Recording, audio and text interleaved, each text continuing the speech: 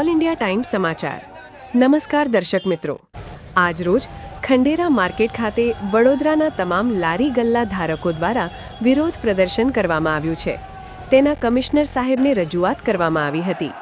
Commissioner સાહેબ હાજર ન મળતા ગરીબોને લારી ગલ્લાના સમયે શાંતિથી ધંધો કરવા દેવામાં નહીં આવે તો માંગણી સાથે કમિશનર સાહેબને રજૂઆત કરવામાં આવી હતી. વધુમાં લારી ગલ્લા ધારકોએ ઉગ્ર આંદોલન કરીશું એમ કહેતા કોર્પોરેશનની હાયના નારા સાથે કમિશનરની હાયના નારા પણ લગાવવામાં આવ્યા હતા. રિપોર્ટ દેવીલાલ મેવાડા, વડોદરા.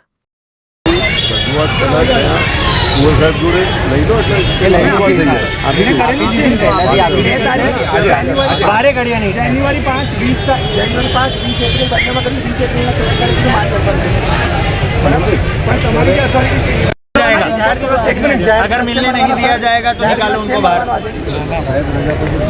बोला 20 कलाक સાહેબે આવો પરિપત્ર કાઢ્યો. સાહેબને ખબર નથી કે કોઈ આવશે અને અમે તો અનાઉન્સ કરીને અમે તો પોલીસમાં જાણ કરીને 2 દિવસ પહેલા આવ્યા છે. કેમ ભાઈ એબસેન્ટ છો? અરે હું તમને કહેતો રહું છું, વીસી કરાવો,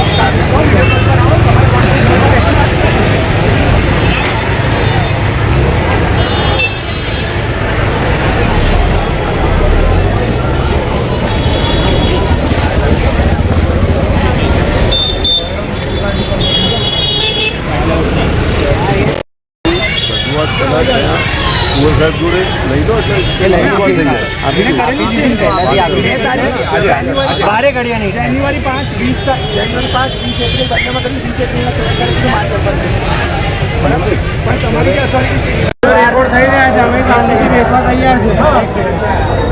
इतना अंदर अलाउड नहीं है यहाँ पे. सर आपका नाम क्या है? अलाउड नहीं, कोई नहीं. गेट के अंदर अलाउड नहीं. पेपर वाला आप लिख के दे दो, लिख के दे दो. ये बीएमसी ऑफिस है, पब्लिक की है, पब्लिक के टैक्स के पैसों से चलती है. हम लोग यहाँ आए अपनी परेशानी का समाधान लेने के लिए, तो कमिश्नर साहब गेट बंद करवा दिया है. न किसी को अंदर जाने दे रहे, न कोई इसका कोई जवाब मिल रहा है. काय का समाधान कराना है? हमारे जो लारी गल्ले पथारे लगते हैं, एक लारी के पीछे कम से कम 15 जन खा रहे पी रहे, उनका फैमिली पल रही है. तो ये क्यों आप पावती फड़वाते थे? पावती भी पड़ रहे हैं. प्राइम मिनिस्टर स्वनिधि योजना के जरिए हम लोगों को कार्ड भी दिया गया, वेंडर कार्ड भी दिया गया 2016 से. उसके बाद भी ये परेशानी उभर रहे. तो आप इधर खंडेरा मार्केट क्या समाधान करना है? समाधान के लिए आए कि हमको या तो कोई विकल्पित जगह दो कि जिससे हम लोग अपने परिवार का गुजारा चला सके, और नहीं तो कम से कम महीने की 30,000 की नौकरी दो जिससे हम अपने परिवार को पाल सके. क्या नाम है आपका? नरेंद्र कुमार उपाध्याय.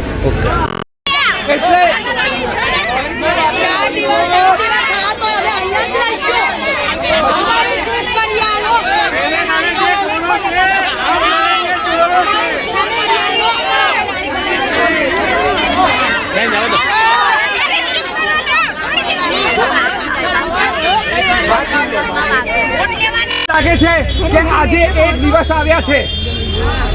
શાંતિ સાંભળો, આજે એક દિવસ આવ્યા છો, ફરી નહીં આવો તમે લોકો. ફરી તમારામાં ભેગા થવાની તાકાત નથી. એવું છે?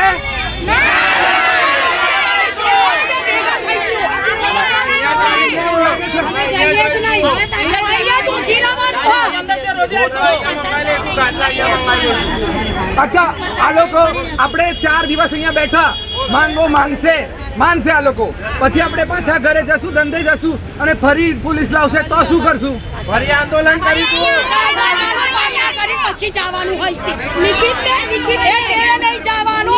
એટલે તમને બધાને કહું છું, જો આ લડાઈ આપણે ત્યારે જીતશું જ્યારે આપણે એકદમ તન મન ધનથી તૈયાર હશું. કેવી રીતે જીતવાનું છે એ ભાઈ સુન લે. હોય